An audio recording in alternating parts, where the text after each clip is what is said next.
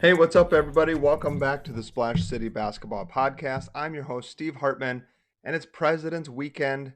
Got a lot to talk about as it comes to teams of the week. We're going to talk about your March Madness preparation, look at a list of my favorite mid-majors to watch this season so far, and also just wanted to quickly go through Anthony Edwards winning the All-Star Game MVP.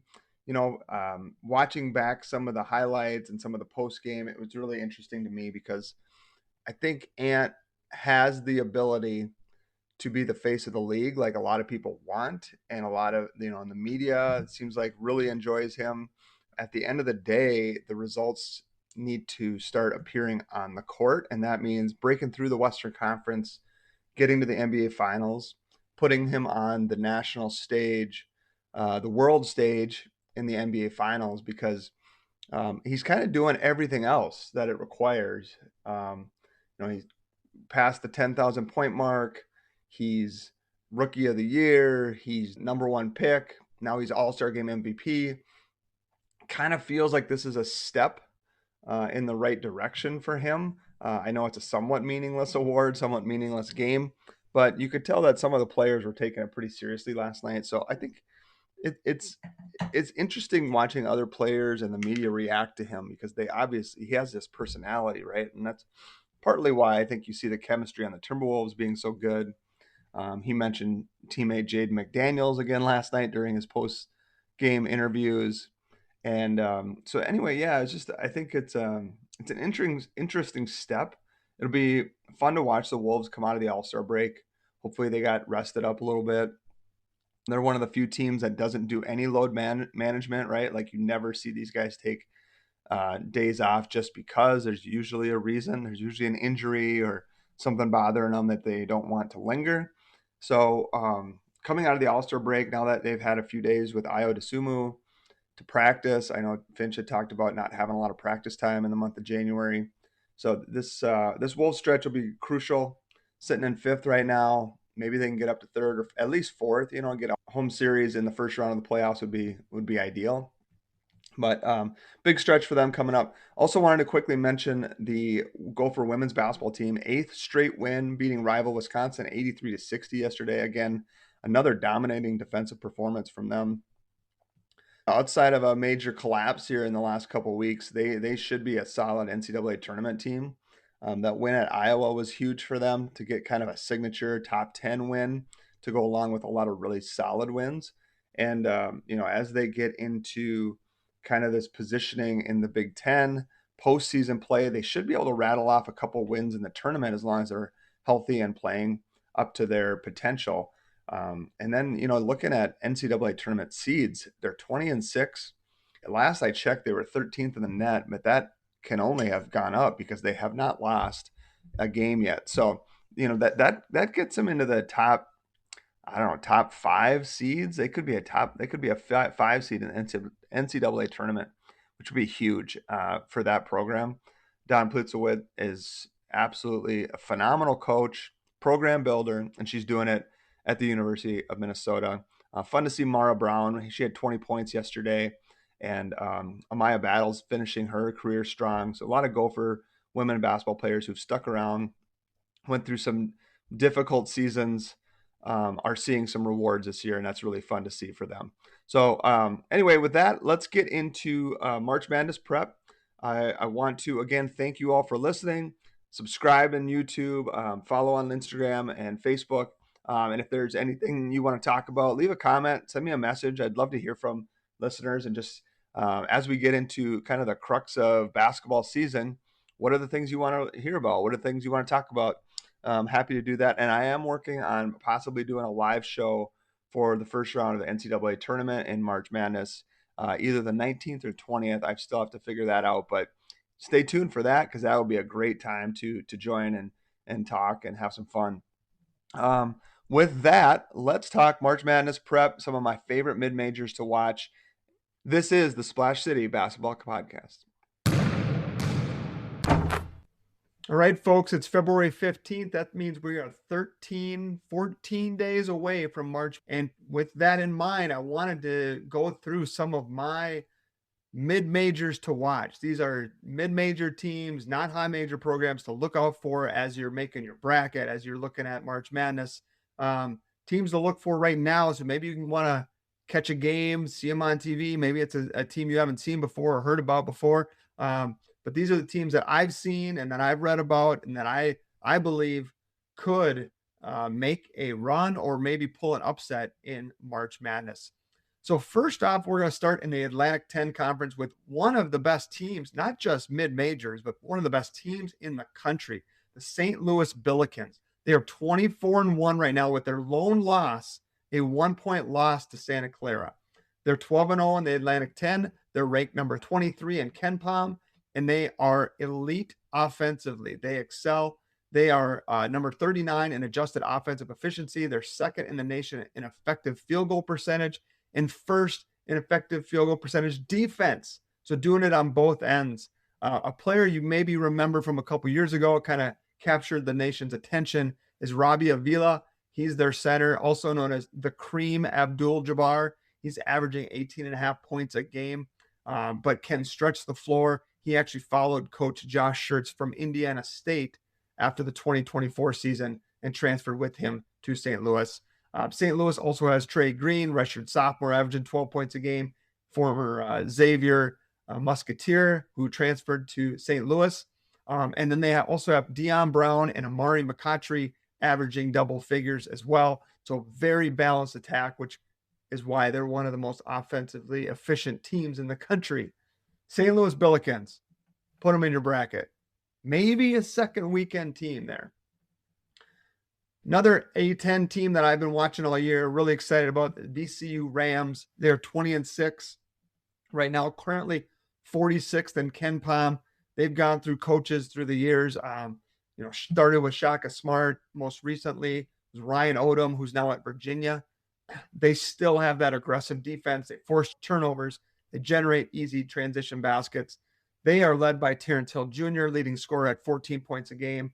Lazar Djokovic, 6'11" transfer from Xavier and Charleston, also putting up 14 points a game. Again, their athleticism and their ability to guard and make teams uncomfortable could be a recipe for a disaster if they get the right matchup of a team who doesn't have great point guard play or doesn't have a lot of depth in the backcourt, because they are going to put pressure on those teams. Now, another team, another conference actually that's going to probably put multiple teams in the NCAA tournament, and that's the Mountain West Conference. Right now, Utah State is the top team in the Mountain West. The Aggies are 22-3, 12-2 in the Mountain West, and they are an offensive juggernaut. Number 24 overall in KenPom, 12th in effective field goal percentage, 5th in 2-point percentage, 34th in average 2-point distance, meaning they're getting shots at the rim. They've got, again, a group of players that make them really tough to guard. MJ Collins, Mason Falslev, Drake Allen, who kind of drives that offense, has 115 assists on the year. So look out for Utah State. They have some big non-conference wins, and they played a tough schedule, so they'll be ready. Another team out west, San Diego State Aztecs. They're always there. They're defensive first, right? They're 18-7, ranked 14th in defensive efficiency, 11th in defensive turnover rate, and they're top 32 in block percentage, steal percentage. So again, matchup dependent, but if they get a team that doesn't have a great backcourt, think like for instance, like a Florida who really relies on their bigs to do a lot of work for them, that could be a tricky matchup. They're currently 28th in KenPom. Can't talk mid-majors this year without talking about the Miami of Ohio Redhawks, the lone undefeated team left in college basketball, 24-0, 13-0 in the MIAC. KenPom only has them at 84th in the country, so the metrics don't love Miami. However, winning is part of the deal, right? And they have done everything they can, beating every team in front of them. They are fun to watch. I've watched a couple of Miami games. If you get a chance, they really move the ball well. They share it. Again, multiple players that do lots of things, and they take care of the basketball. They're number 3 in effective field goal percentage, number 3 in 2-point percentage. They take great shots, and they don't turn it over. They're led by Brant Byers, redshirt sophomore, scoring 15 points a game. They also have senior guard Peter Suter, who's kind of their engine, kind of does a lot of things for them, scores 14 points a game, but he's really efficient. Again, shooting 56% from the field. And then they had a starter go down in December. And since he became a starter, Luke Skaljak is averaging 13 points a game, 4.5 assists, and has a nearly 3-to-1 assist to turnover ratio. So just really well-coached team. Travis Steele doing a great job with the Miami Redhawks. Going into the season in the Mid-American Conference, Miami was not the favorite, though. It was Akron Zips, who is also 20-5 with their lone conference loss coming to Miami. They are actually rated higher than Miami in KenPom. They are 68th. Again, very efficient offensively. Very similar, actually, in play to Miami in terms of 3-point percentage, 2-point percentage. They play fast. They play with pace. They're 26th in shortest possession length. So they shoot the ball quick. They get out in transition. Akron could be another potential upset bid in March Madness if they somehow beat Miami. Now, if Miami loses only a game or two, they're likely in the tournament regardless, just because of their record. However, if Miami stumbles, maybe gets 2 losses, Akron finishes out and wins the conference tournament, you could be looking at a 1-bid league. So this could be an interesting final couple weeks in the Mid-American Conference. The Belmont Bruins out of the Missouri Valley are having a great season. They're well coached. They have a brand of basketball that is fun to watch. 23-4 right now, 13-3 in the Missouri Valley, currently ranked 57th in KenPom.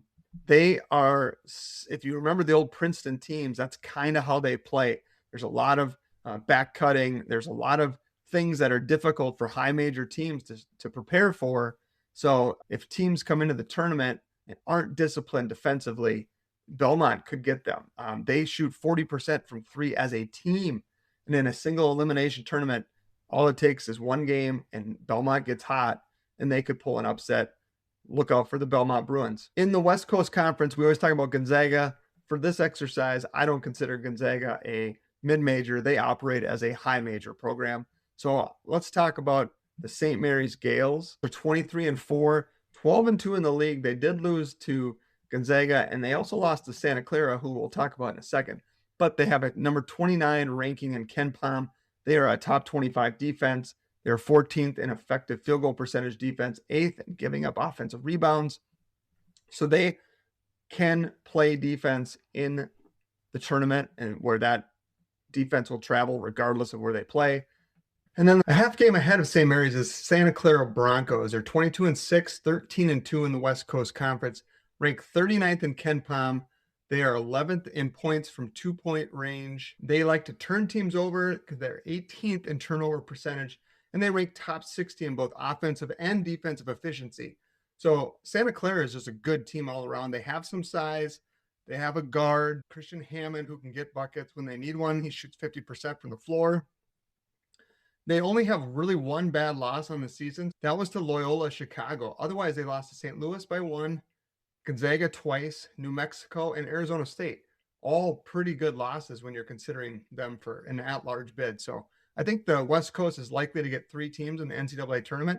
Look out for Santa Clara as maybe an 11-12 seed in the NCAA tournament, maybe knocking off a 5 or 6 seed in the first round. All right, some more under-the-radar teams we don't talk about typically. The West Coast Conference gets some love because the Gonzaga Mountain West is one of the best mid-major leagues. The A10 also one of the best mid-major leagues. But let's talk about Ivy League. Yale Bulldogs, 20-4, 8-2 in the Ivy League. Their number is 75 in KenPom. But what I love about them, especially in a 1-game elimination game in the NCAA tournament, they rank number 1 in 3-point percentage. They are 18th and 22nd in effective field goal percentage and turnover rate. So they don't beat themselves, and they're the best 3-point shooting team in the country. And they've also been known to pull an upset in March. So look out for Yale if they make it through the Ivy League tournament and make it to the big dance. Another team I love is the Stephen F. Austin Lumberjacks, 23-3. They're 16-1 in their league. They're number 87 in KenPom, and their calling card is defense. They don't let you get comfortable at the 3-point line. They allow the 33rd fewest 3-point attempts per game and are 8th in 3-point percentage defense. In that same conference is the McNeese Cowboys. They're 20-5, 13-3 in the Southland Conference. And actually, they rank a little bit higher than league-leading Stephen F. Austin does. They are 64th in KenPom. So Despite Will Wade leaving McNeese to go to NC State, McNeese is still ratcheting up that defense. And despite ranking slightly higher, I think the winner of that league, Stephen F. Austin or McNeese, either one of them is capable of winning a game in the NCAA tournament. Stephen F. Austin, McNeese, winner of the Southland, look out for them in March Madness. Now, in the Summit League, we've talked a lot on this podcast over the last few months about St. Thomas, but we haven't talked as much about NDSU. And the Bison are actually leading the Summit League right now at 11-1. They are 21-6 overall. They're number 124 in KenPom. However, what I like about them in March Madness is the ability to match up in different ways. They usually win the turnover battle, and they usually win the battle on the offensive glass. They have enough size with two guys over 6'9" and Trayson Anderson and Noel Feddersen to play against bigger teams, maybe not Arizona, Florida, or Michigan big, but most teams they might face. They're looking at roughly like a 14 seed at the moment if they were to get in. They also have a really good, solid backcourt and a big athletic wing in Markai Strickland, who can hang with some of the more athletic players they might run into. Strickland's a 6'6" swingman who can kind of slash and get to the basket with authority. So they have depth at the guard position. They have decent size, and they have an athletic wing.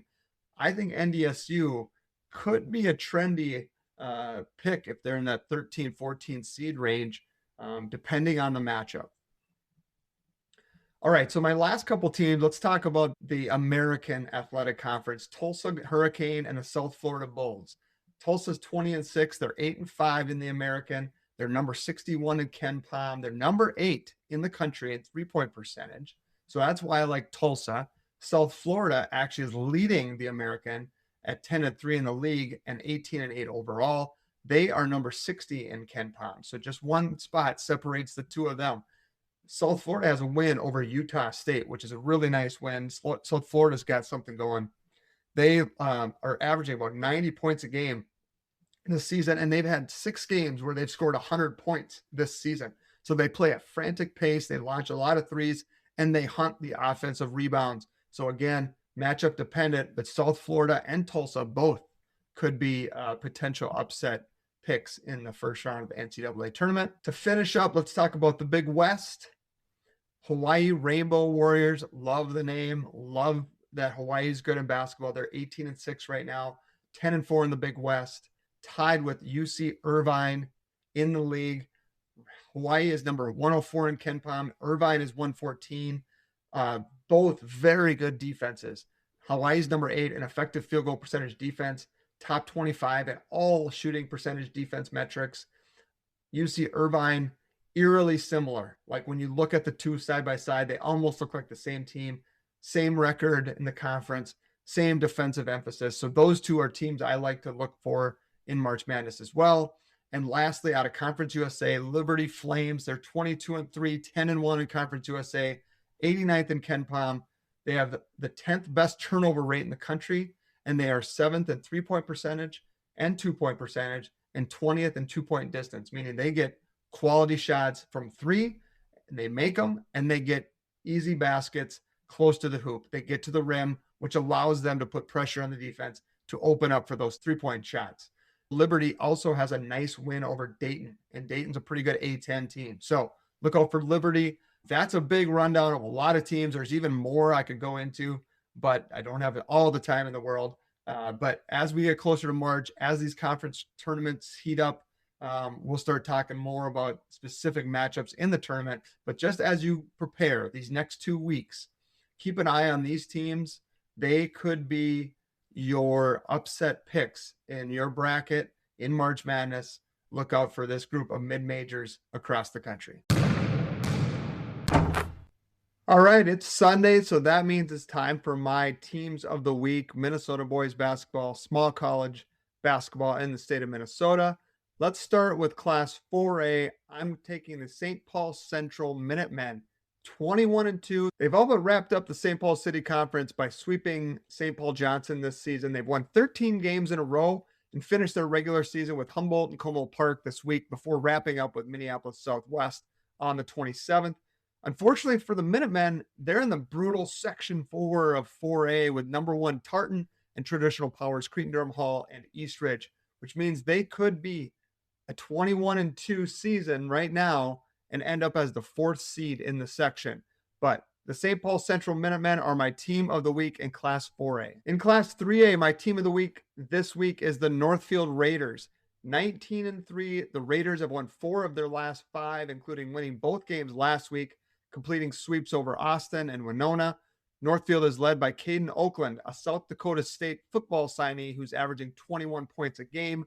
They currently sit in second in the Big Nine Conference behind Rochester Mayo, but they've all but locked up the number 1 seed in Section 1 in Class 3A. My Class 2A team of the week is the Minnehaha Academy Redhawks. They are 16-4, maybe flying a little under the radar after a slow start in which they opened with 3 straight losses, but currently they've won 14 straight games since losing a close game to number 3 in 3A Richfield at the Hamlin Holiday Tournament on December 27th.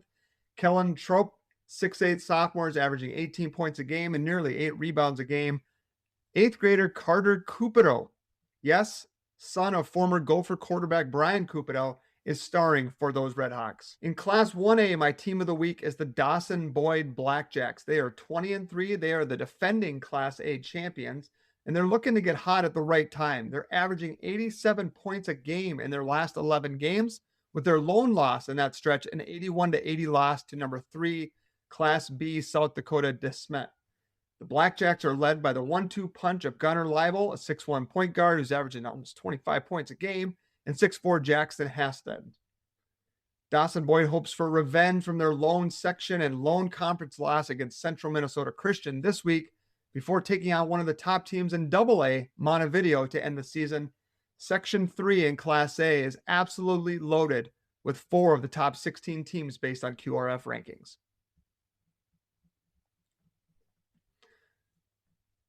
My team of the week in the NSIC is the St. Cloud State Huskies. For the second time in the season, they are my team of the week. But this week is special. They wrapped up the NSIC regular season crown after an 87-80 come-from-behind win against Augustana. The Huskies rallied from 16 points down in that game. Kynan Philippe, a 6'5" guard from Australia, led the Huskies in scoring with 19 points, including 5 of 5 from 3, which was a career high for him in 3-point makes. Lee Marks III is a 6'5" guard from Chicago, notched his first career double-double with 15 points and a career-high 10 rebounds.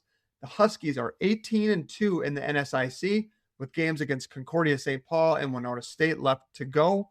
At 21-5, St. Cloud State is putting themselves in good position for Division II regional playoffs. In the MIAC, my team of the week this week is the St. John's Johnnies. They've won 3 in a row. Their 74-72 win over Hamlin earned them their 14th consecutive trip to the MIAC playoffs.